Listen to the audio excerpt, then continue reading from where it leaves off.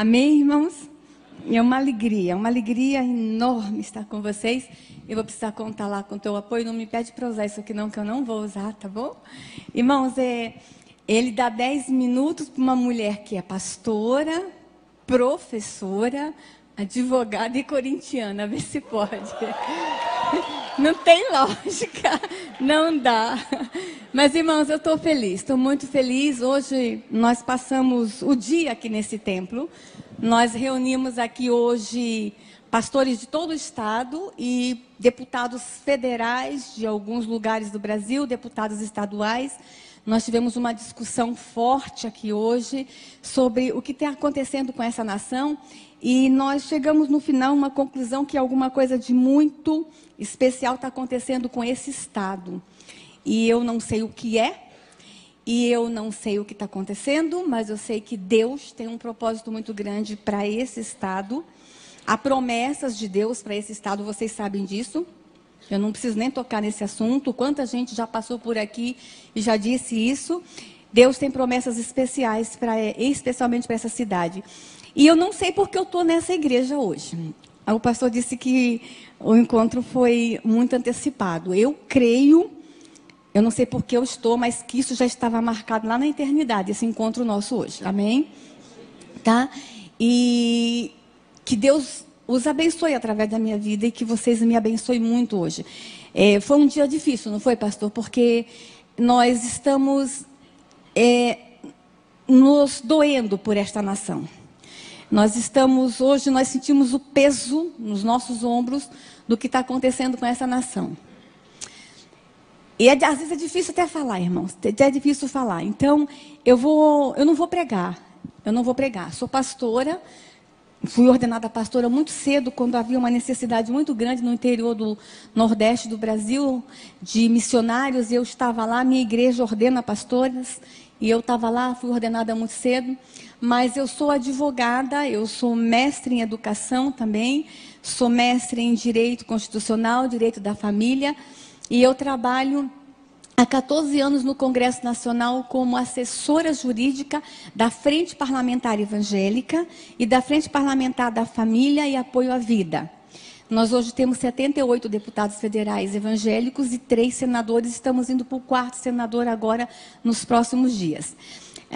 Se a gente for ver a nível de representatividade, nós já deveríamos ter um número maior, em torno de 100 deputados, deveria ser no mínimo 100 deputados, porque nós somos um número muito grande no Brasil de evangélicos.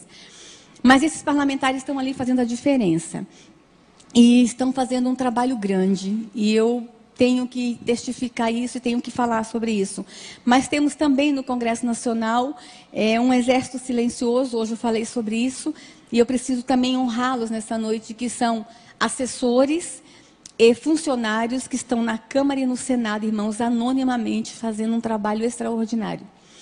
Eu contei uma experiência hoje de manhã, de que no prédio onde eu trabalho, na Câmara, é um prédio de 10 andares, em cada andar tem 2 copas, que dá o suporte aos gabinetes parlamentares.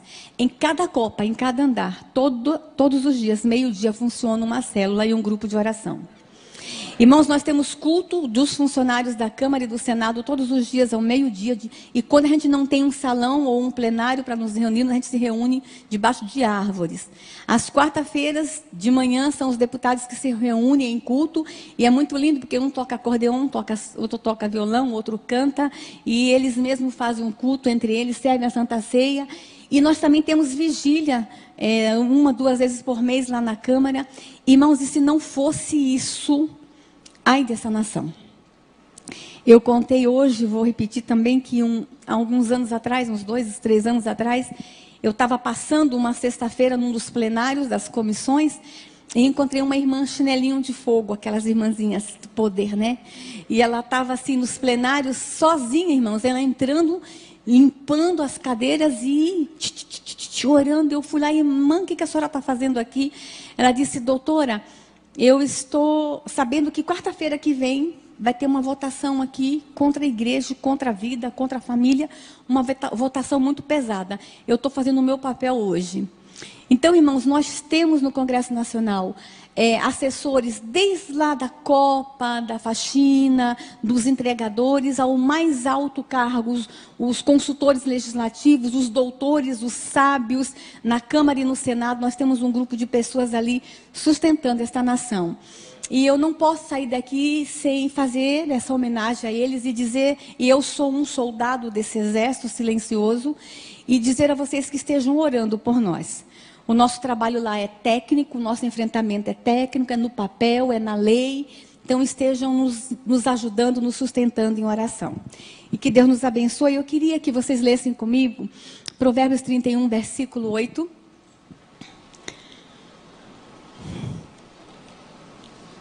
Que diz o seguinte: abre a tua boca. Eu vou esperar vocês abrirem. Provérbios, estava no Velho Testamento, depois de Salmos. Sou pastora, fui professora de escola dominical. Provérbios 31, versículo 8.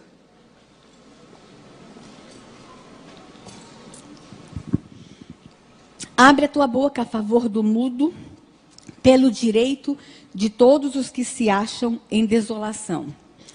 Algumas outras versões que dizem, abre a tua boca em favor do necessitado. Abre a tua boca em favor dos que necessitam, dos que precisam. Amém? E esse versículo nos motiva. E motiva a gente fazer o trabalho que nós estamos fazendo em todo o Brasil. E eu queria falar, irmãos, que nós estamos vivendo um momento diferente na igreja evangélica brasileira. Deus está chamando a igreja evangélica brasileira para um novo momento, para um novo instante.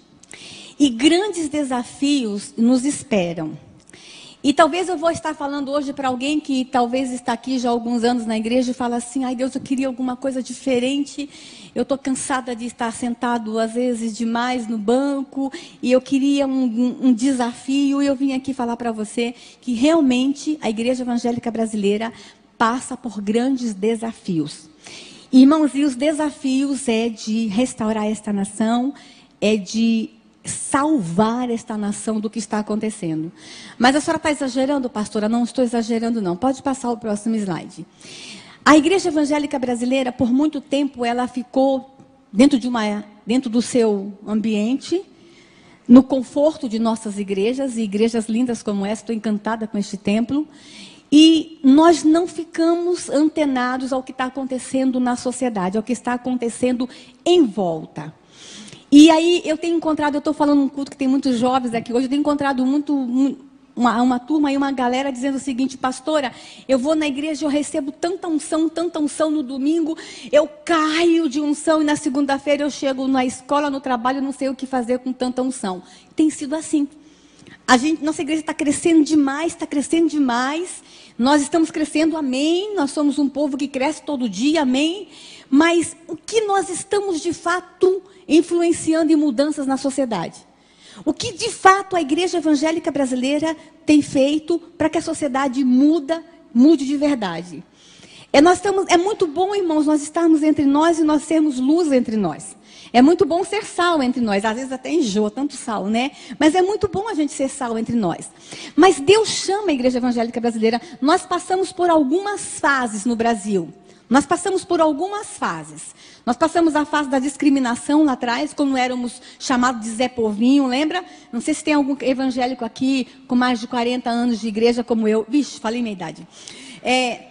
Nós éramos conhecidos como Zé Povinho, nós éramos discriminados, havia preconceito, na escola riam da gente, nós passamos por essa fase, depois nós passamos por uma fase de crescimento, e essa fase veio aí com as novas comunidades, as igrejas mais avivadas, e aí nós passamos por uma outra fase aí de algumas teologias, experimentamos de todo tipo de teologia aqui no Brasil, prosperidade, depois vem a teologia, e vai.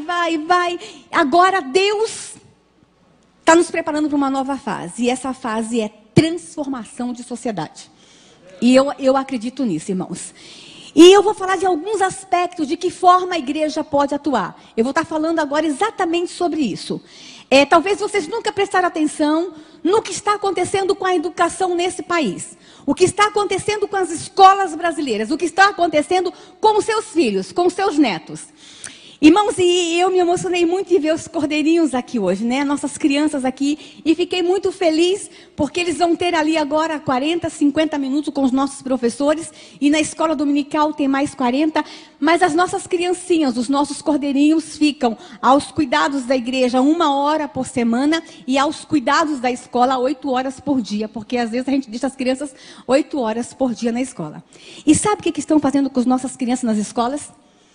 E eu vim aqui dizer isso para você, Igreja Evangélica Brasileira, Igreja Evangélica aqui de Campo Grande, especialmente essa igreja, se as outras não derem ouvido a tudo que nós falamos hoje, que pelo menos essa dê. Estão detonando as nossas crianças. Eu posso falar as palavras, pode rasgar o verbo? Então eu vou falar. Ele está mandando, ele está mandando. Vou mostrar para vocês o que está acontecendo nas escolas, irmão. Pode mostrar os próximos slides. Irmãos, aqui no Brasil, na cidade de São Paulo, eu não vou dizer o nome da prefeita. Juro para vocês, eu não posso falar o nome dela, nem que ela é do PT, e também não posso falar que ela é ex-esposa do Suplicy. E nem posso falar que ela é ministra da Cultura. Essa mulher, quando era prefeita da cidade de São Paulo, irmãos, ela gastou 2 milhões de reais com aquele grupo, o grupo GTPOS, para ensinar sobre ereção e masturbação em bebês nas escolas. 2 milhões de reais. Porque chegou à conclusão, há um grupo de especialistas, e esse grupo começou lá na Holanda, na Europa, e já está influenciando, que nós precisamos aprender a masturbar os nossos bebês a partir dos 7 meses de idade. Inclusive na Holanda, os especialistas, esses homens que são grandes especialistas, que fizeram não sei quantas universidades, eles ensinam que o menino tem que ser masturbado com 7 meses de idade, para que quando ele chegar na fase adulta, ele possa ser um homem saudável sexualmente, e a menina tem que ter a vagina manipulada desde cedo para que ela tenha prazer na fase adulta. E essa prefeita fez isso. Lá na Holanda, eles estão até distribuindo uma cartilha ensinando os pais como massagear sexualmente as suas crianças. Isso está acontecendo no Brasil. Isso aconteceu em 2004, mas ficou lá na prefeitura de São Paulo, não. Irmãos, eu até hoje falei aqui, eu quero desafiar vocês, pais. Qual foi a última vez que vocês abriram a mochila da escola dos seus filhos? Qual foi a última vez que você leu e você conferiu o livro didático que seu filho está lendo e estudando na escola? A gente não tem tempo. A gente não tem tempo, porque nós estamos muito ocupados. E essa questão, irmãos, da modernidade, da pós-modernidade, nós vamos ter que estar nos revendo algumas coisas.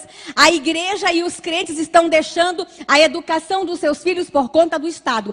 E agora é lei, foi promulgada agora há poucos dias, que vai ser obrigatório a criança ir para a escola a partir dos 5, 4 anos de idade.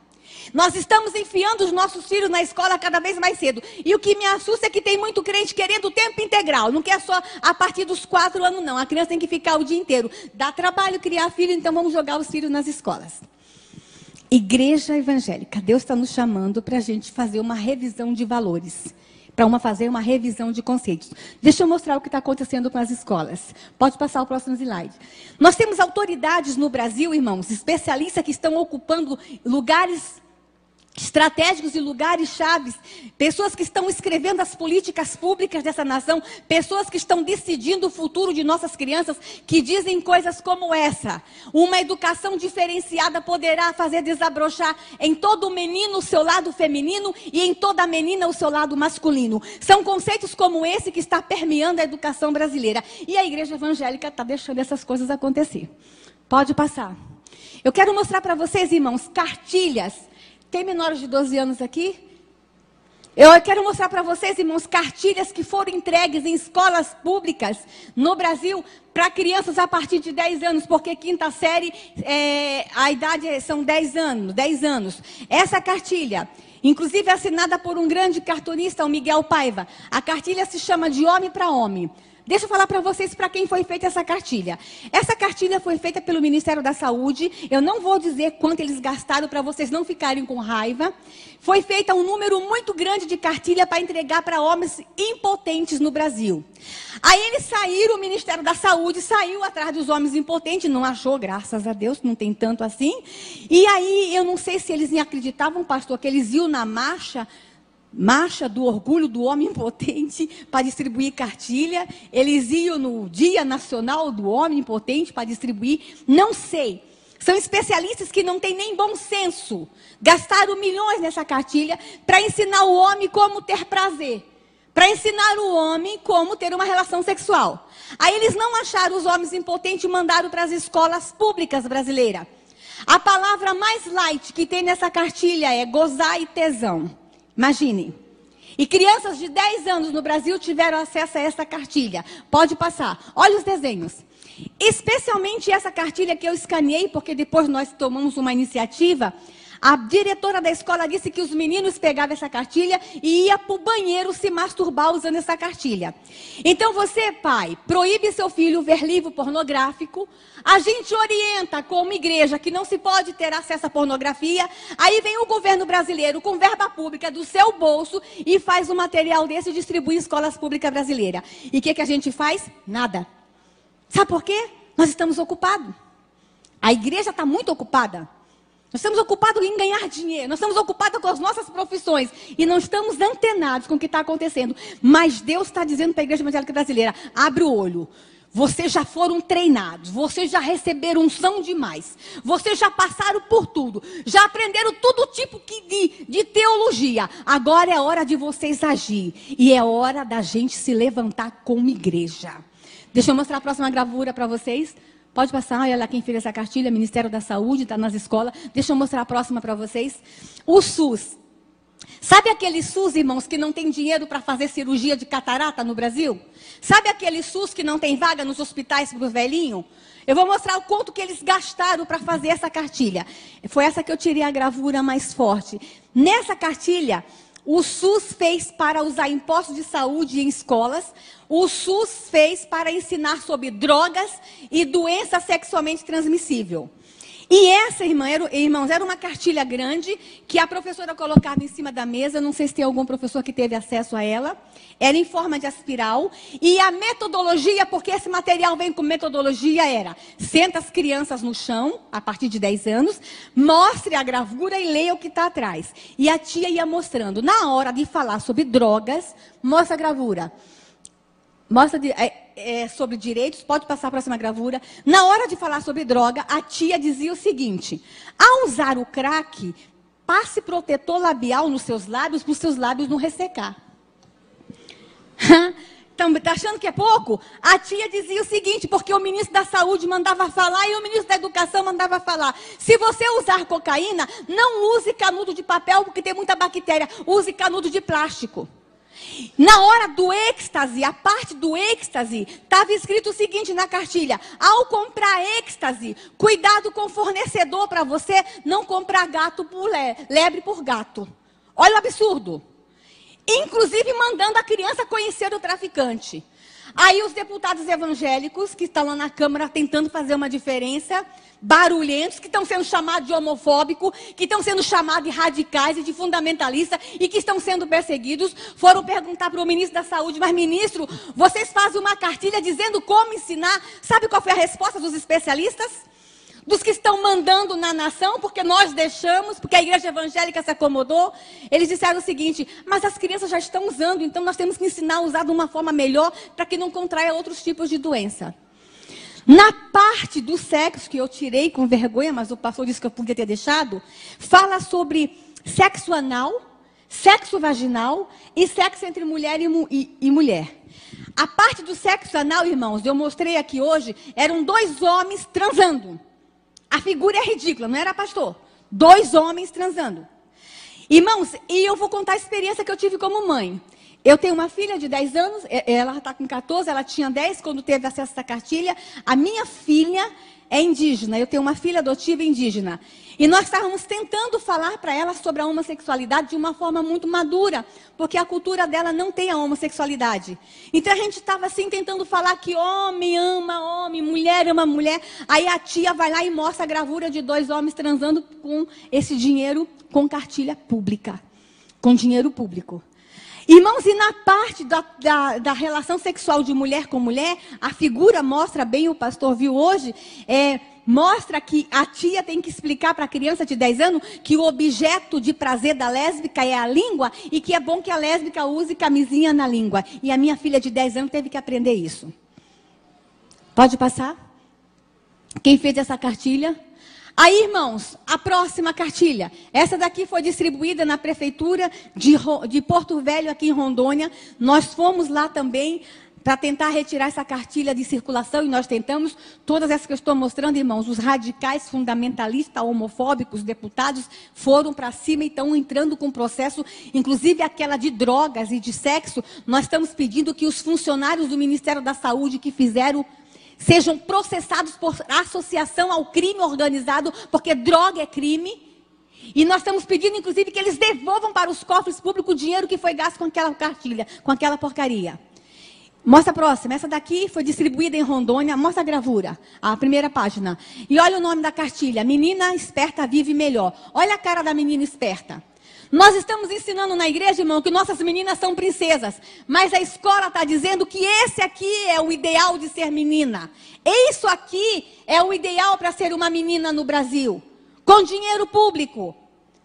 Aí essa cartilha, além de ensinar que menina esperta vive melhor, e a palavra esperta, vocês sabem o que está por trás disso? O jeitinho brasileiro, a sexualidade.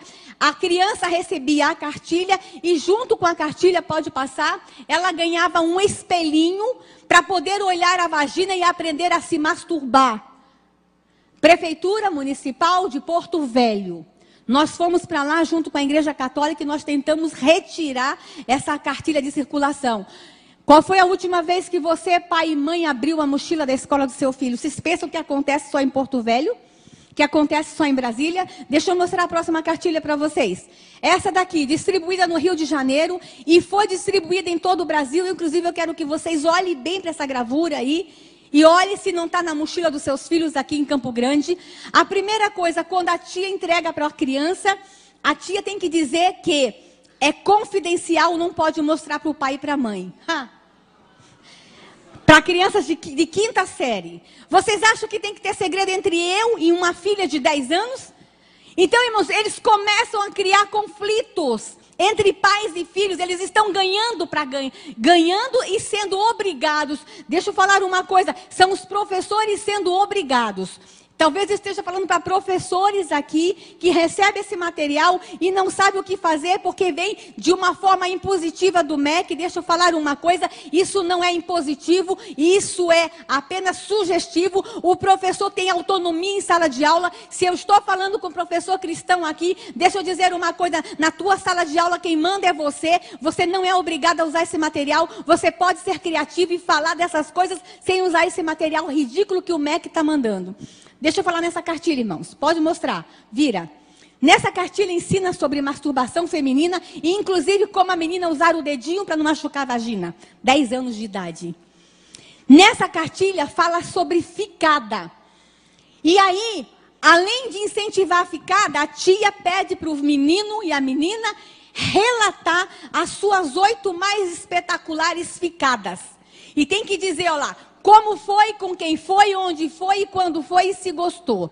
Agora imagina, a Igreja Batista de Campo Grande está dizendo para os meninos que ficar não é legal. A escola dominical está ensinando que não pode ficar. Aí os meninos da Igreja Batista de Campo Grande recebem essa cartilha e não está preenchendo, porque ele não está ficando. As meninas não estão ficando. Aí eles estão sendo discriminados na escola porque eles são frouxos, não estão ficando. Vocês têm ideia da confusão que está acontecendo com essa nação, irmãos? Mas essa mesma cartilha, além de falar de masturbação feminina, de falar de masturbação masculina, de falar de ficada, ensina uma outra coisa que acho que vocês nunca aprenderam na escola. Pode passar. Fala sobre o ponto G na vagina da mulher. Diz que tem um lugar na vagina da mulher que é chamado ponto G, que a mulher sente mais prazer. Isso tem que ser dito para criança de 10 anos no Brasil, irmãos. E eu vou dizer uma coisa para vocês, como é que essa cartilha chegou lá na Câmara dos Deputados para nós. Esse é o meu trabalho como assessora jurídica, receber as denúncias e trabalhar em cima delas e motivar os parlamentares a fazerem alguma coisa. Um grupo de ginecologistas do Rio de Janeiro nos procurou na Câmara dos Deputados porque havia um número muito grande de meninas numa determinada região, lá do Rio de Janeiro, virgem entre 10 e 12 anos, com inflamação na vagina e no colo do útero. E elas foram tentar descobrir o que estava acontecendo, descobriram que as meninas estavam com inflamação na vagina, porque estavam introduzindo o dedo na vagina para procurar o tal do ponto G que o ministro da Educação falou que existe. Pode passar? Olha quem fez essa cartilha. Sabem quanto custou essa cartilha? Não vou dizer não, para vocês não ficarem com raiva. Pode passar. Essa máquina de camisinha nas escolas, irmãos, já está sendo experiência em algumas escolas em Santa Catarina, em mais 2 estados, e logo, logo ela vai estar disponível em todas as escolas do Brasil. Essa máquina de camisinha, um menino a partir de 12 anos poderá pegar 2 camisinhas por semana, porque os especialistas disseram, fizeram uma pesquisa, eu não sei aonde, acho que eles foram em Harvard estudar, que a criança brasileira com 12 anos tem 2 relações sexuais por semana. Portanto, tem direito a 2, 4, 8 camisinhas por mês. 2 relações sexuais por semana. Pode passar? Eu quero mostrar para vocês agora, irmão, eu tenho que falar muito rápido, porque tem tanta coisa para mostrar. Essa gravura aqui, não sei se vocês já viram essa gravura. Se chama O Fazendeiro Solitário. Ela estava numa prova de criança de história, de português, na cidade de Curitiba. A criança tinha que ver essa gravura e fazer uma redação. Dá uma olhadinha na gravura, irmãos. Não ri, não. Não ri, não, porque isso é sério. Que dá vontade de rir, dá, mas que é sério, é sério. Olha o tamanho do órgão sexual do fazendeiro solitário. E olha como é que estão as galinhas. Apologia ao sexo com animais. Vocês acham que um professor tem que mostrar isso para a criança e mandar a criança escrever uma redação de que há sexo com animais e que é normal o sexo com animais? Aí vocês falam assim, mas pastora, a senhora está exagerando. Não estou, não. Está chegando denúncia lá na Câmara e no Senado que há muito hotel fazenda aqui no Brasil que é de fachada. É hotel para turista ir transar com animais no Brasil. Está tudo bem nessa nação, irmãos? Não. Ou a gente abre os olhos com o que está acontecendo com essa pátria, ou a gente vai estar entregando os pontos. As coisas estão ficando feias. E eu lamento muito que eu tenha que vir aqui mostrar essas imagens, mas talvez esse seja o único mecanismo que eu tenha, é chocar, é falar, é gritar, é dizer, igreja, vamos sair do conforto das nossas 4 paredes e vamos começar a reagir, porque estão detonando as nossas crianças. Estão detonando com esta nação. Deixa eu mostrar a próxima gravura, pode mostrar? Esse livro, irmãos, quando eu escaneei, ele estava em inglês, mas ele já está em português, para crianças de 2 e 3 anos. Um conto de fada. O príncipe e o príncipe. O príncipe encantado não procura mais uma princesa. Olha só o que ele procura. Pode mostrar? Ele está procurando um outro príncipe encantado. E eles se encontram e vivem felizes para sempre. Crianças de 2 e 3 anos de idade. Mostra a próxima gravura. Livros, leitura obrigatória na 5ª e 6ª série. Menino ama menino. Leiam esse livro, irmãos. Pode mostrar a próxima gravura aí? Esse livro, Menino Brinca de Boneca. Essa é a orientação do MEC, essa leitura obrigatória. Deixa eu falar uma coisa, irmãos. Eu estou com um caso em Brasília de uma professora que nos procurou na Câmara porque ela não tem mais onde procurar. Foi lá procurar os deputados evangélicos, os fundamentalistas, né? Porque estão nos chamando de radicais. Ela está com um menino de 3 anos na escola que está chupando o pipi do coleguinha. Aí ela foi procurar orientação na direção e na coordenação. Sabe o que a direção da escola disse? Você não pode fazer nada, porque isso é demonstração homoafetiva. Se você fizer alguma coisa, você é homofóbica. Ah, irmãos, eu sou educadora. Eu sou mãe. Um menino de 3 anos está chupando o pipi do coleguinha, ou porque alguém chupou dele, ou porque ele já viu. Isso é abuso. Mas olha o que os nossos orientadores educacionais estão fazendo com nossas crianças no Brasil. Estão detonando. Pode passar. O próximo livro fala sobre bissexualidade, que é normal. E aqui eu quero dar um alerta para mãe e pai. Olha, está uma onda no Brasil inteiro de meninas se cumprimentando com selinhos, uma beijando na boca da outra. E infelizmente eu já tenho visto isso dentro da igreja. Porque ensinaram para nossas meninas que ficar com menina é possível, é permitido e é legal. Estão nos livros, que a bissexualidade é uma coisa normal. Irmãos, quando a gente fala da homossexualidade, só vem na nossa mente a questão do menino e do homem. Mas quem está sendo mais alcançado com essas políticas públicas que estão nas nossas escolas são as meninas. E aqui eu vou dar um alerta para você, mãe. Olha, mãe, sabe essa coisa de você deixar sua filhinha dormir na casa da coleguinha? Para você ficar um pouquinho livre de vez em quando? Abre o olho, mãe, as meninas estão se tocando. Isso é muito sério, porque isso é abuso. E vocês não têm ideia do mal que isso faz lá na frente, depois. Pode passar. Esse livro, irmão, esse livro é terrível. Para crianças de 2 e 3 anos. A mãe compra o livro, tem um bonequinho, que é um menino, e a bonequinha, que é a menina, pode passar. E tem um buraquinho, a mãe coloca o dedo no bonequinho e fecha o livro para o dedo dela entrar no buraquinho da bonequinha. Para ensinar para a criança de 2 anos como é que é uma relação sexual. Pode passar. Olha lá. Olha os livros, irmãos, com desenhos infantil, como transar. A matéria é como transar. E olha a linguagem, irmãos.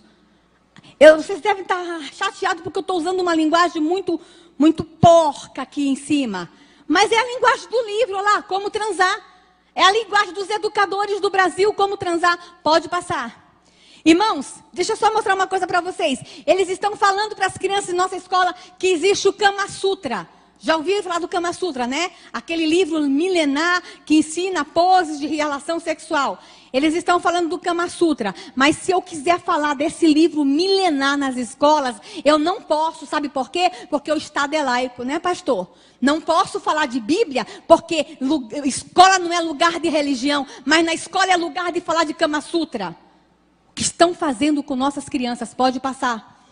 Olha lá. Secretaria Nacional de Direitos Humanos. Se você tiver dúvida, procure a Secretaria Nacional de Direitos Humanos. Vocês agora entenderam o que está acontecendo com o pastor Marcos Feliciano? Vocês estão entendendo porque que não querem um pastor na Comissão de Direitos Humanos? Porque nós somos contra isso e nós somos contra mesmo. E deixa eu falar uma coisa, irmão, não é só a igreja evangélica que é contra, não. Na hora que eu dou essa palestra para pais católicos, eles ficam também revoltados como vocês estão agora. Porque esses valores não são valores só da igreja evangélica, não. É valor de família. É valor de todos nós. É patrimônio de família. E aí, eles não querem que nós ocupemos os lugares certos na hora certa, porque eles estão detonando com nossas crianças. Pode passar? Deixa eu mostrar uma coisa para vocês, irmãos. A coisa no Brasil, eu trouxe uma gravura aqui, a coisa no Brasil, ela está tão solta, e é tão normal, e é tão natural erotizar nossas crianças no Brasil, que eu vou mostrar para vocês a capa de um disco. Pode passar. Essa aqui foi a capa do disco que a Xuxa fez. Olha esse desenho, irmãos. Vocês acham que a Xuxa precisava desse desenho para vender CD? Isso para mim é erotização e apologia à pedofilia. O que está acontecendo com essa nação, irmãos? Vocês pensam que está tudo bem com esta nação? Pode passar a próxima slide. Esse comercial, irmãos, passou na Europa e está chegando no Brasil. É um bebezinho no berçário. E na hora que o bebezinho nasce, quando recebe a pulseirinha, ao invés de receber a pulseirinha com o nome, já recebe o símbolo de homossexual, porque eles querem dizer que as crianças já nascem homossexual. E aqui vou dizer uma coisa para vocês, igreja, ó, não há uma prova científica que existe o gene gay. Não há uma prova científica que o gay nasça gay. Se tivesse, eles já tinham jogado isso na nossa cara. Não existe. A homossexualidade, ela é aprendida a partir do nascimento. Lá na infância, lá no berço. Tá? A forma como se lida com a criança. Mas ninguém nasce gay. Pode passar, deixa eu mostrar para vocês. Irmãos, com relação ao aborto. Eu falei sobre a erotização de criança. Mas o que está acontecendo nessa nação com relação ao aborto? Pode passar o próximo slide rapidinho. Deixa eu mostrar para vocês. Todos vocês sabem que os números, 50 milhões de crianças no mundo são abortados. Fala que no Brasil, 1 milhão de crianças são abortadas por ano no Brasil. E aí eles querem aprovar o aborto no Brasil. E sabe por que os ministros da saúde, dos 3 últimos, disseram que querem aprovar o aborto no Brasil? Porque eles dizem, irmãos, que no Brasil milhões de mulheres morrem por causa do aborto. Cadê os milhões de túmulos? Quantas mulheres vocês enterraram porque morreram por causa do aborto? Quantas mulheres os pastores aqui já enterraram, fizeram o culto fúnebre ou foram lá dar uma bênção porque morreu por causa do aborto? Mentira! Não existe milhões de mulheres morrendo por causa do aborto no Brasil. Eles manipulam dados, eles manipulam estatística, eles manipulam informações para impor na sociedade brasileira uma cultura de morte. E a gente tem que começar a ficar atento, irmãos. As feministas começaram a dizer aí que nós temos que aprovar o aborto porque é uma questão de saúde pública. É mentira. Não existe tanta morte de mulher no Brasil por causa do aborto, não. Eles estão manipulando informações porque eles querem aprovar o aborto no Brasil. Pode passar. O ministro José Temporão, em 2008, quando ele assumiu o ministério, um médico sanitarista, quando esse homem assumiu o ministério, irmãos, eu fiquei feliz porque ele disse, opa, agora vem um sanitarista que entende de saúde pública, ele vai acabar com a malária e a febre amarela, vai resolver o problema da dengue no Brasil. Ele chamou a imprensa. A primeira entrevista que ele deu para a imprensa, que na gestão dele como ministro, ele iria aprovar o aborto, porque aborto é caso de saúde pública. Irmãos, ele confundiu feto com mosquito. Saúde pública é malária, saúde pública é dengue, saúde pública é febre amarela, mas ele disse que não, que a prioridade na gestão dele era o aborto, a aprovação do aborto. E deixa eu dizer uma coisa, irmãos, naquele ano, nós tivemos o maior número de ocorrência de dengue no Rio de Janeiro, maior número de malária na Amazônia, e a febre amarela que estava erradicada no Centro-Oeste voltou. Deixa eu dizer uma coisa, irmãos, é um sinal do céu. Não afronte o poderoso. Eu quero falar como pastor agora. Não afronte o todo-poderoso. Matar bebês no ventre da mãe, matar bebês em plena fase de desenvolvimento, é covardia, é assassinato, além de ser pecado. Pode passar? Veja só, irmãos. O ministro José Temporão disse que queria aprovar o aborto porque é caso de saúde pública. E a nossa atual ministra da Secretaria de Saúde, da Secretaria Nacional de Política para as Mulheres, diz que já fez aborto, diz que foi treinada para fazer aborto, ela foi fazer um curso. A nossa ministra foi fazer um curso de como fazer aborto. E diz ainda que quer aprovar o aborto no Brasil. É isso que está rolando na política brasileira. É isso que está rolando no governo brasileiro. Pode passar.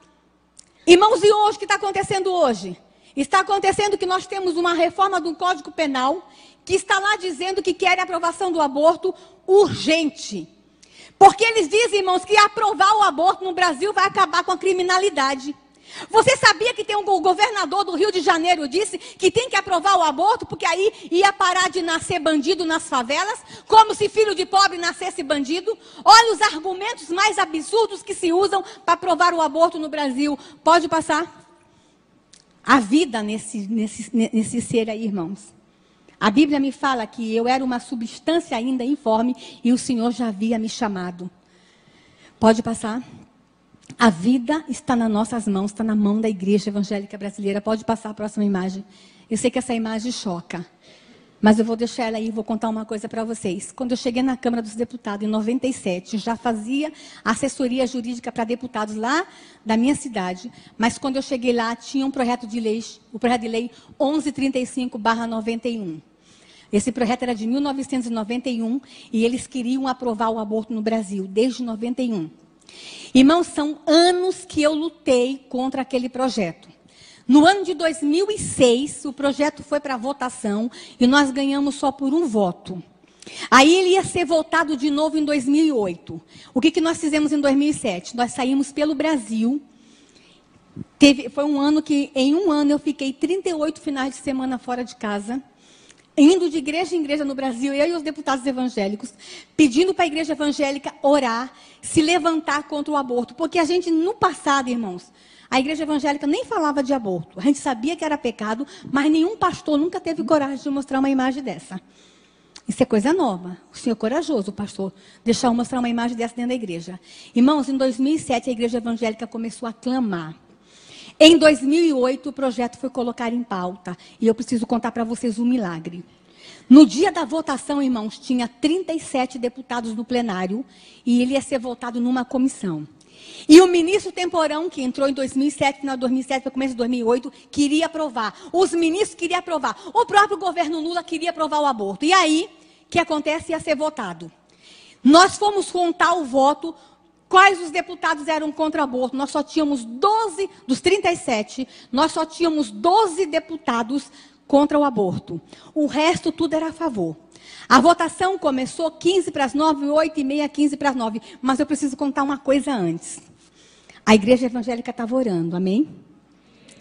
Mas na noite antes da votação, a votação foi no dia 14 de maio de 2008, está em ata, vocês podem buscar lá na ata da Câmara, está em notas taquigráficas. Na noite anterior, os deputados evangélicos resolveram fazer uma vigília. E a gente ora no 10º andar da Câmara, que tem um espaço muito grande, e nós fomos fazer uma vigília. Lá é por volta de 3 horas da manhã, 2h30, a vigília foi começando a ficar fraca, os deputados cansados, eu estava muito cansada, porque eu tinha que escrever ainda pelo menos mais 4 pareceres sobre o aborto, todo mundo esgotado. Daqui a pouco, irmãos, para na porta da Câmara dos Deputados um ônibus, cheio de irmãzinhas chinelinho do fogo, aquelas irmãzinhas lá de Sobradinho, lá de longe, que souberam da luta e que estavam orando. E essas irmãs pediram licença por segurança da Câmara e disseram que não pudessem mandar orar. E elas entraram, irmãos, pisando firme na Câmara e dizendo o seguinte: a Bíblia me diz que aonde o meu pé pisar, este lugar me será dado por herança. Elas foram marchando. O milagre não acabou, não. Aí elas chegaram lá em cima e disseram assim: deputados, vão dormir, vão descansar, a votação é amanhã, deixa que agora é com a gente. E ficaram lá em cima orando. Irmãos, a votação começou 15 para as 9. E vocês não viram isso, a televisão não mostrou isso para vocês. O plenário, onde ia ter a votação, estava cheio de imprensa. A imprensa do mundo inteiro, porque naquele dia seria aprovado o aborto no Brasil. Irmãos, tinha câmeras de tudo que TV internacional, jornais internacionais, todas as TVs estavam lá para mostrar para o mundo que o aborto seria aprovado. Começou 9 horas a votação. Foi o dia inteiro de briga. Nós tínhamos quantos deputados que eu falei? 38. Quantos votos a favor do aborto nós tínhamos? Contra o aborto? 12. Irmãos, quando deu 4 horas da tarde, eu, depois de 20 anos de luta, disse: meu Deus, perdemos. Eu fui para um lugar no cantinho lá, irmãos, e eu chorei porque era a minha vida, estava ali. Eu larguei tudo. Eu tinha uma carreira jurídica brilhante, eu ganhava dinheiro, eu tinha uma carreira jurídica brilhante e fui para o Congresso Nacional para fazer um enfrentamento contra o aborto. E ali eu vi toda uma vida minha rasgada, todo um trabalho jogado fora, porque nós só tínhamos 12 votos, eles eram maioria. Às 18h30 foi aberto a urna para votar. Quantos eram deputados? 37. Os 4 do PT saíram do plenário. Irmãos, as feministas estavam com faixas, cartazes, as ministras estavam lá, os ministros estavam lá, porque o aborto ia ser aprovado no Brasil. O Brasil ia dar um exemplo de democracia para o mundo. Democracia. Irmãos, quando abrimos a urna, os 4 do PT saíram, ficaram quanto no plenário? 37 menos 4, quanto que deu? Quantos votos eu tinha? Mas tinha um grupo de mulheres lá em cima orando. Quando a gente abriu a urna, nós ganhamos de 33-0. Irmãos, a partir daquele dia, Deus renovou as nossas forças na Câmara dos Deputados. Irmãos, vocês não têm ideia o que foi os deputados evangélicos pulando, os deputados católicos contra o aborto. Eles se abraçavam, eles oravam o Pai Nosso, eles gritavam, eles choravam. A televisão mostrou isso para vocês? A Rede Globo mostrou isso para vocês? Mas se o aborto tivesse aprovado, eles tinham mostrado. Mas naquele dia, irmãos, nós estávamos desanimados. 2008, tanto escândalo contra deputado evangélico, tanta confusão no Brasil, nós estávamos desanimados. Mas naquele dia Deus renovou a nossa força, porque Deus nos disse que não são os deputados que vão mudar essa nação, que não é o governo que vai mudar essa nação, que não é a política, que é a igreja evangélica quando clama, é a igreja evangélica quando se levanta. E é por isso que eu estou aqui, irmãos. Porque esses especialistas em educação podem querer se levantar contra nossas crianças, mas nós vamos nos levantar e vamos dizer: nas nossas crianças vocês não tocam. Pode passar. A Igreja em Defesa da Família pode passar. Irmãos, nós estamos ter cuidado com o que estão fazendo com a igreja. Eu falei das crianças, falei do aborto, agora eu quero falar o que estão fazendo com a nossa fé. E que talvez vocês não estejam nem percebendo o que estão fazendo com a nossa fé. Estão zombando dos cristãos no Brasil. Pode passar. Em Natal, irmãos, um rapaz, um artista plástico, ele ganhou dinheiro público para fazer uma obra de arte. E a obra de arte dele foi fazer uma caixa de vidro. Ele ficou dentro da caixa de vidro, gastou muito dinheiro público com isso. Tirou a roupa, ficou pelado na frente do público, ficou de costa, ficou de quatro e tirou de dentro do ânus um terço da Igreja Católica.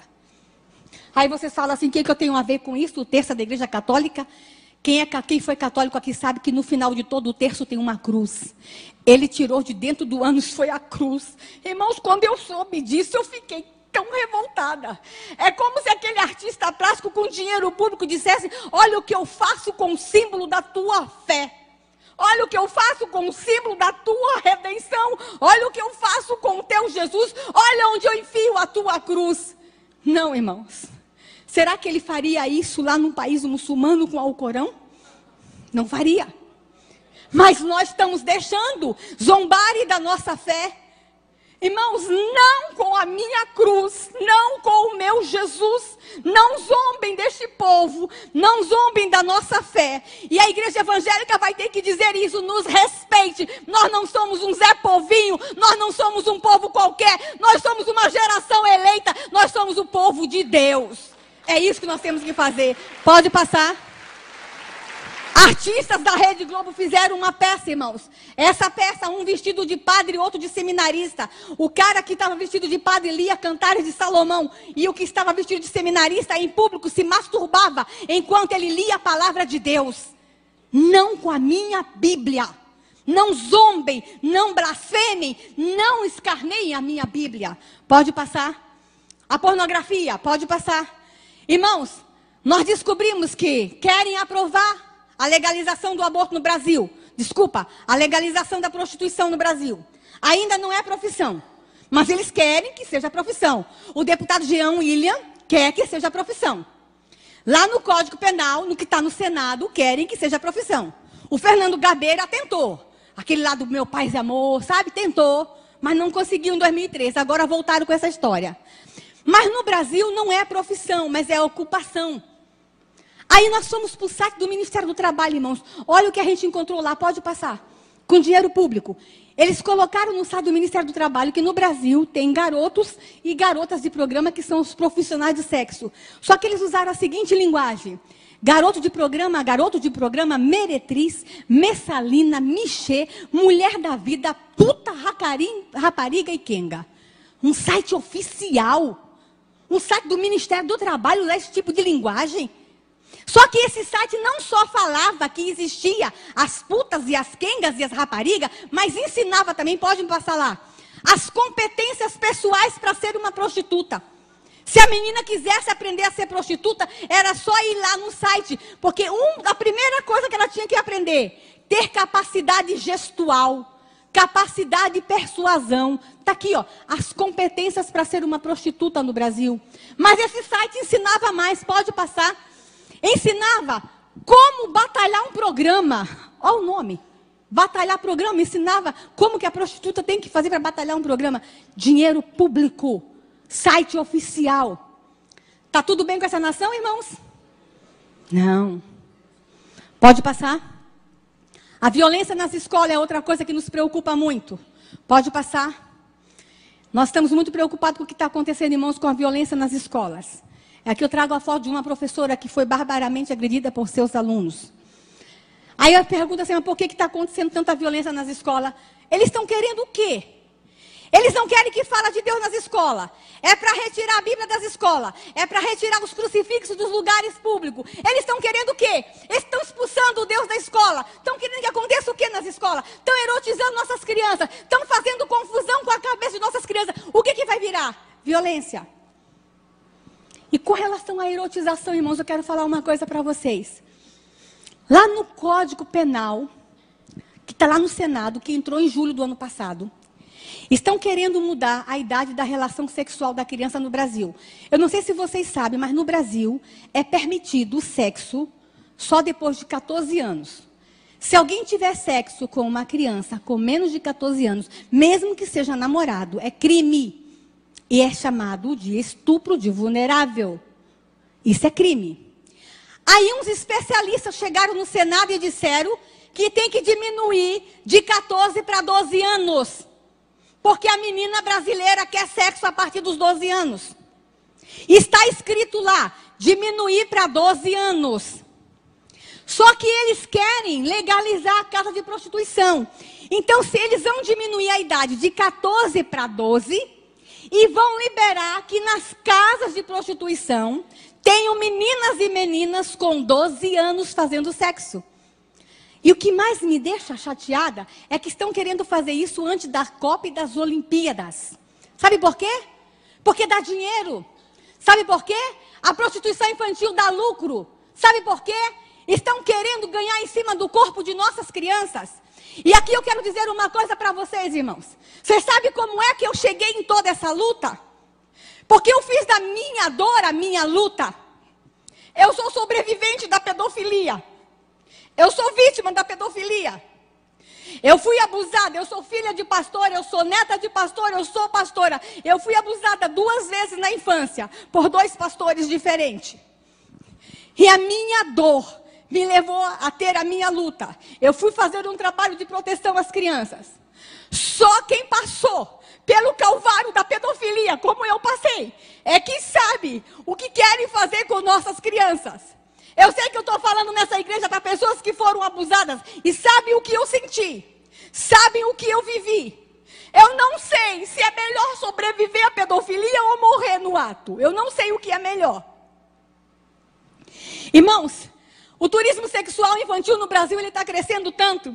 E agora, com a aprovação dos parlamentares lá no Senado, eu vou contar uma coisa para vocês, irmãos. No Brasil, 1 em cada 3 meninas até os 18 anos é abusada sexualmente. E vou contar uma coisa para vocês. 1 em cada 4 meninas confessa. Mas eu tenho um outro número muito mais assustador. 1 em cada 100 menino conta. Cada 100 menino abusado, só 1 conta. Porque o menino tem vergonha de falar que foi abusado sexualmente. Porque ele tem medo de ser confundido como gay. No Brasil, há algumas brincadeiras infantis que não são brincadeiras, são abusos sexuais. Brincadeira de menino com menino no banheiro, um ficar medindo o tamanho do pinto do outro. Isso não é brincadeira, esse é abuso. E os professores dizem que isso é normal. Não é normal, não é abuso. E eu vou dizer uma coisa para vocês, irmãos. Os pedófilos do mundo inteiro querem vir ficar com nossas crianças. Eu assessorei o senador Magno Malta na CPI da pedofilia e nós descobrimos que se vende pacotes para que pedófilos do mundo inteiro venham transar com nossas crianças. Há agências especialistas lá fora para vender pacote sexual com criança brasileira, porque o sexo com criança brasileira é barato. Eu estava fazendo uma batida num posto policial recentemente, quando eu entrei, eu fazendo batida. Eu e um colega do Senado entramos num posto policial, uma menina de 8 anos chegou lá e falou para o meu colega, tio, quer que eu faça um boquete? R$1. R$1. Sexo oral, R$1. É esta nação que nós temos. E a igreja evangélica está confortavelmente sentada. Deixa eu falar uma coisa, irmãos. Esses pedófilos querem vir para o Brasil, sabe por quê? Porque falam lá fora que a menina brasileira é caliente. Que a menina brasileira é quente. Especialmente a menina do norte, ela tem o sexo na flor da pele. A menina brasileira é quentinha. O menino brasileiro é quentinho. E eles querem vir transar com as nossas crianças porque aqui se faz vista grossa com relação ao sexo com criança. Chega! Chega! Deixa eu dizer uma coisa para vocês, irmãos. Sabe qual é o meu sonho como mãe? Como pastora? Sabe qual é o meu sonho? Que um dia, quando esses pedófilos forem comprar um pacote para vir transar com nossas crianças no Brasil, o agente de viagem lá mostre para ele não as fotos de nossas crianças no carnaval e peladas, mas mostre para eles as fotos de nossas montanhas, das nossas praias, da nossa floresta, e diga assim, você quer ir para essa nação? Vai. Vai fazer turismo lá. Vai ver as praias daquele país. São as praias mais lindas do mundo. Vai ver as montanhas. Vai ver a floresta. Mas tu não vai lá mexer com criança, não. Porque tem um povo doido. Tem uma igreja evangélica que se levantou. E que disse que ninguém mais toca em suas crianças naquela nação. Irmãos, e como eu queria que isso começasse hoje aqui nessa igreja. Eu não sei por que eu vim para essa igreja hoje. Mas eu sei que está acontecendo alguma coisa de muito especial nesse estado. E talvez seja aqui que a gente vai deflagrar no mundo espiritual que ninguém vai sodomizar as crianças brasileiras mais. Talvez seja nessa igreja que a gente vai dizer, nas nossas crianças ninguém toca. Oh Deus! Pode passar. E aqui eu termino, irmãos, falando para vocês, eu estou falando de aborto, de educação, de pornografia, mas eu quero falar de um assunto muito especial, mais 5 minutos, estou acabando. Estou acabando, pastor, 5 minutos. Amém? Vocês vieram para a festa hoje? Amém? Não saí aqui com raiva. Irmãos, quando eu fui para o Congresso Nacional ajudar a escrever a legislação de defesa à criança, eu descobri uma criança que é excluída das excluídas, que são as crianças indígenas. E esse aqui eu tenho que falar sério, porque eu estou falando num estado que tem um número muito grande de crianças indígenas. E eu estou falando para uma igreja que convive com os povos indígenas. E eu quero falar para vocês que mais do que nunca nós precisamos amar os povos indígenas. Descobrimos, irmãos, que algumas etnias no Brasil, nós temos no Brasil em torno de 120 etnias diferentes. Entre as 120, nós descobrimos ainda que entre 30 e 40 matam os seus filhos. E quando nós descobrimos isso, irmãos, na verdade, 99, mas só tivemos prova disso em 2004. E a partir de 2006 nós começamos a fazer o enfrentamento. Quando nós descobrimos que lá no Xingu, quando nasce crianças gêmeas, os índios acham que a alma se dividiu entre o bem e o mal. Eles enterram as duas crianças vivas porque não sabem qual é a do bem e qual é a do mal. Na Amazônia, no Alto Purus, eles acham que o que nasce primeiro é do bem, o que nasce segundo é do mal, então eles só enterram o segundo. Nós descobrimos que algumas etnias no Brasil, a mãe solteira não pode criar o seu filho, então quando ela tem o parto, às vezes ela tem 12, 13 anos, ela tem que voltar para a aldeia sem o bebê, ela tem que matar o bebê, enterrar o bebê ou jogar na mata para que morra sozinho. Nós descobrimos que em algumas aldeias da Amazônia, o primeiro filho tem que ser homem. Se vier menina, a menina tem que ser sacrificada. Irmãos, não é na Europa, não. Não é na África, não. É aqui. Nós temos um estudo que ainda não é oficial, que por ano 450 crianças indígenas no Brasil estão sendo enterradas vivas. Não temos registro do Mato Grosso do Sul. Amém. Não temos registro aqui. Temos registro de outro tipo de violência com criança indígena aqui, mas não do infanticídio. Irmãos, enquanto essa nação estiver enterrando criança viva, essa não é uma nação abençoada. Mas deixa eu falar para vocês uma coisa. Sabe aquele Congresso Nacional que todo mundo acha que só tem corrupção? Um grupo de parlamentares se levantou e disse: ninguém vai matar mais crianças nesse país. Nós vamos ajudar os seus índios, os nossos índios. Irmãos, e o índio não mata, não é porque ele odeia, não. Pelo contrário, eu não estou justificando o infanticídio. Ele mata porque é uma questão cultural, ele foi ensinado a matar. Imagine um índio com uma criança na cadeira de roda, como é que ele vai ter cadeira de roda na aldeia? E como é que ele vai viver com essa criança? Então eles preferem matar a criança quando nasce, do que ela sofrer ao longo da vida. Mas, irmãos, a igreja evangélica brasileira pode dizer para eles o seguinte: vocês não conseguem criar essa criança paralítica? A gente cria, dá para nós. A gente cuida. A gente quer ficar com ela. Então nós estamos conversando com o governo brasileiro para que o governo brasileiro cuide dessas crianças. É a obrigação, a nossa Constituição, no artigo 5º, fala que a vida é o bem maior a ser tutelado. Então, se nós temos um Estado que tutela a vida, nenhuma criança indígena deve morrer porque nasce com alguma deformidade. E aí, irmãos, 450 crianças estão morrendo por ano neste país. E sabe como é que elas morrem? Sufocadas com folhas, enterradas vivas e algumas jogadas na mata para morrer. Mas a maior tristeza que nós descobrimos nessa luta foi que tem pais que estão se suicidando para não matar os seus filhos. Eles não querem matar os seus filhos. A partir de 2007, algumas etnias, alguns índios começaram a ir na Câmara dos Deputados e bater na porta. Que soube que os deputados evangélicos estavam querendo ajudar e as mães estão fugindo para Brasília para pedir socorro. Temos uma chácara hoje em Brasília com 37 crianças que nós salvamos. E eu quero terminar a minha palestra mostrando para vocês esse rostinho. Pode passar. Ali ainda tem uma menina Tititu Suruahá. Essa menina seria morta porque ela nasceu com pseudo-hemafroditismo. Ela tinha um pequeno penizinho desse tamanho. A maldição dela, ela tinha que ser morta porque ela é amaldiçoada. A maldição dela era desse tamanho, irmãos. Conseguimos tirar a Tititu da aldeia, da etnia Suruahá. Fizemos uma cirurgia. E quando ela voltou para a aldeia, que o cacique abriu a fralda, que não viu que ela tinha maldição, ela foi aceita de volta.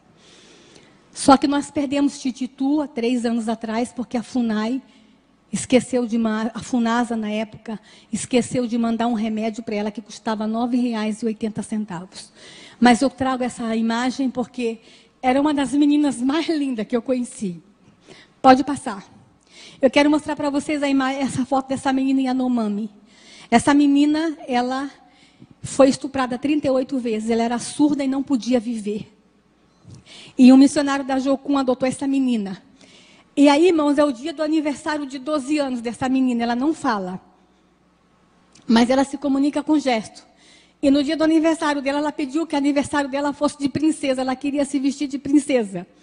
E a gente vestiu a Bianca de princesa. E eu guardo essa foto com muito carinho, irmãos, porque Bianca tem o direito de ser princesa, sim. Não é porque ela nasceu na mata, que tem uma cor da pele diferente, e porque ela é muda, que ela não vai ser princesa, ela vai ser princesa sim, porque a igreja evangélica vai garantir a ela o direito de ser princesa. Pode passar. Aqui eu tenho um Harani Suruahá. Eu, quando dou palestra sobre infanticídio, eu falo sobre esse assunto no mundo todo, em universidades, mas essa foto eu não mostro, porque eu só mostro na igreja. Harani era filha de mãe solteira e a mãe tinha que matar ela. E a mãe dela jogou de trás de uma moita e voltou para a aldeia. E uma índia que já tinha ouvido falar do Evangelho Redentor do Senhor Jesus Cristo, soube que a criança estava jogada lá na mata, foi lá na base da Jocum avisar para os missionários da Jocum, pastor, do lugar da aldeia até a base da Jocum, a índia caminhou 20 horas, correndo. Irmãos, quando a gente ama, não tem nada que nos segure. Aí essa índia chegou na base da Jocum e disse, olha, lá na beira do rio tem uma menininha jogada. Aí os missionários, mas 20 horas, já está morta. Mas os missionários, impelidos pelo amor, caminharam correndo, fizeram 18 horas. Quando chegaram lá, 38 horas depois, Harani estava se mexendo. E o nome Harani quer dizer eu existo. E aí, irmãos, eu vou contar uma coisa que aconteceu que eu só conto para crente. Porque vocês vão acreditar. A missionária Lucília, quando pegou Harani, os insetos já estavam comendo a orelha dela. Ela estava cheia de sangue. A missionária, eu queria muito que Harani viesse aqui. Pastor, traz Harani aqui na igreja. Quando a missionária Lucília pegou Harani, foi para o rio, deu banho, enrolou um pano. E a missionária Lucília começou a chorar e abraçou, colocou no colo. O último filho de Lucília tinha 5 para 6 anos. Na hora que Lucília colocou no colo, instantaneamente nasceu leite no peito de Lucília. E foi esse leite que salvou Harani. Irmãos, vocês vão dizer assim... Talvez tenha alguns médicos aqui que vai dizer, mas isso é normal, pastora. Isso é normal, mãe que adota, às vezes nasce leite no peito. Deixa eu falar aqui, a ciência pode até explicar que nasce leite no peito de mãe que adota. Mas instantâneo, leite instantâneo, só quem faz é Jeová, aleluia. Harani está viva, pode passar. Amalé, só vou mostrar mais 2 fotos, Amalé. Amalé é do Xingu, irmãos. Ele tinha que ser morto porque é filho de mãe solteira. Irmãos, a mãe de Amalé tinha 16 anos quando teve ele. Foi um parto difícil, ela perdeu muito sangue.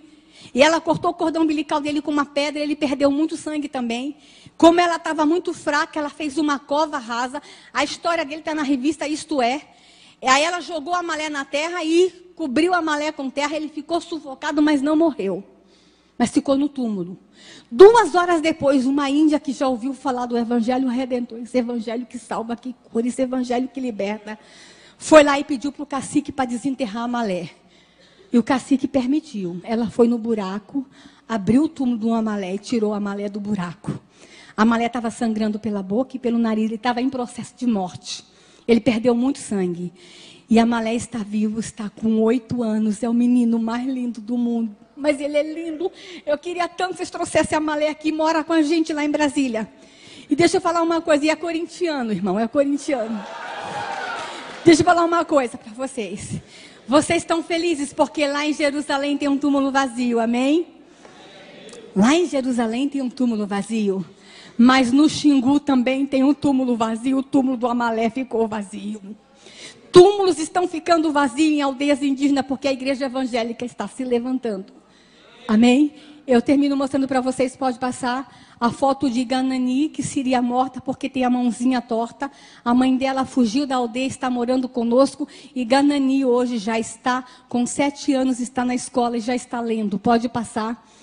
Ali eu mostro para vocês a foto do Pautuca Maiurá. Ele faz doutorado na UNB, não é um índio qualquer, doutorado. A esposa estava grávida de gêmeos, ele não sabia. Ela quis ter o filho na aldeia. E quando, na hora do parto, que a sogra dele fez o parto, eram 2.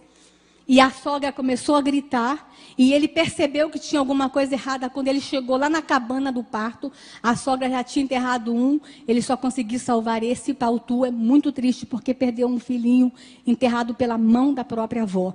Pode passar. E aqui eu quero mostrar para vocês uma menina de 6 anos que foi escravizada na sua aldeia e tem uma história terrível. Mas eu não vou contar a história dela não, porque essa é a minha filha. Eu quero mostrar para vocês como é que está a minha filha hoje. Olha como está a cara da mãe. Irmãos, o arquivo Promo rodou. Te levaram para aí um outro arquivo chamado Promo. O rapaz aí do som, ó. Rodou. O Promo rodou. Dá para passar?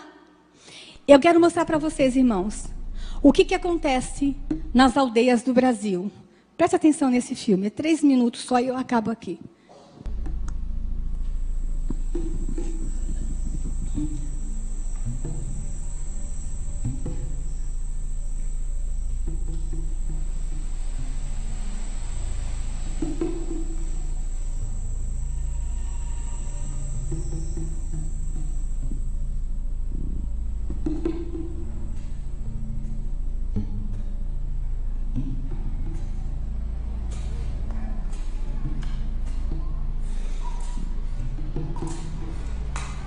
Duas crianças estavam condenadas à morte e o irmão mais velho teve que matar os 2 irmãos mais jovens.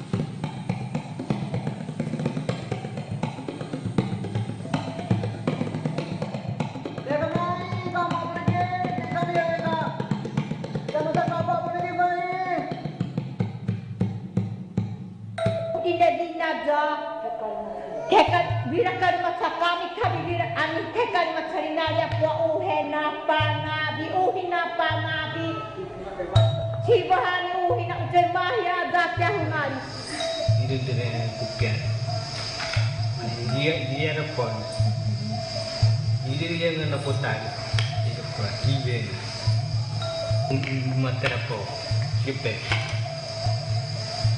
jadi mau beda beda Ini bawa teko, bawa também.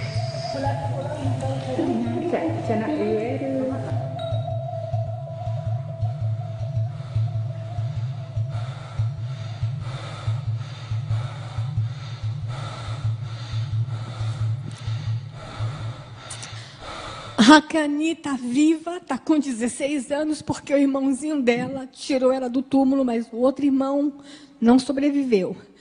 Essa história é uma encenação da vida de Hakani. Hakani mora hoje com os pais que são missionários. Muitos sobreviveram, mas outros não estão sobrevivendo. E a igreja evangélica precisa fazer alguma coisa. A igreja evangélica brasileira tem que se levantar em defesa das crianças indígenas nessa nação. E eu termino a minha palavra dizendo, irmãos, que querem destruir a mente de nossas crianças com aquelas cartilhas. Querem matar nossas crianças do ventre materno através do aborto. Estão detonando nossas crianças com a pedofilia. E estão deixando que as crianças indígenas sejam mortas. Não está tudo bem com essa nação. A igreja evangélica tem que reconhecer isso. A igreja evangélica tem que reconhecer que nós precisamos fazer alguma coisa. Chega de destruição, estamos vivendo a cultura da morte dessa nação. Eu poderia ficar aqui até de madrugada mostrando mais imagens, né, pastor? De tudo que nós falamos aqui hoje. Mas eu estou resumindo a vocês dizendo o seguinte: a igreja evangélica precisa se levantar. E essa igreja tem que nos ajudar. Essa igreja tem que nos ajudar. Eu fiquei sabendo ali há pouco instante, pastor, pela sua esposa, a sua história, a sua experiência, de que tu quase foi abortado. Você sabe como é que se cala o missionário, irmãos? É abortando ele. A aprovação do aborto no Brasil, no campo espiritual, tem uma explicação. Porque tem uma promessa que nós seríamos celeiro de missionários para o mundo todo. Então, a única forma de Satanás calar esses missionários é abortando. Porque quando nasce, vira pastor. Irmãos, que o Senhor Deus abra os olhos dessa igreja. Depois de algumas coisas que eu mostrei, eu tinha muito mais. Que o Senhor Deus abra os olhos dos jovens dessa igreja. A galera quer ajudar. Vocês têm tanto como fazer para me ajudar. Vocês têm redes sociais, vocês têm celulares, vocês têm internet, vocês têm Facebook. Entra no Facebook. Quer ajudar a não aprovar o aborto? Tem um telefone 0800 619 619. Ligue na Câmara, fale que vocês não querem um aborto. Quer ajudar? Ligue na Câmara, fale que vocês não querem que criança indígena seja morta. Essa lei que ajuda os índios a não matar as crianças está desde 2007 na gaveta e não é aprovada. Porque diz que a gente não pode se meter, porque é cultura. E porque é cultura, o índio tem direito de matar. Mas a gente, como evangélico, acredita que não. A cultura não pode estar acima da vida. Que Deus abençoe vocês, irmãos. Que vocês voltem para casa e tentem dormir. Se não conseguirem dormir, orem. Para que Deus levante a igreja evangélica brasileira. Amém? Que Deus abençoe.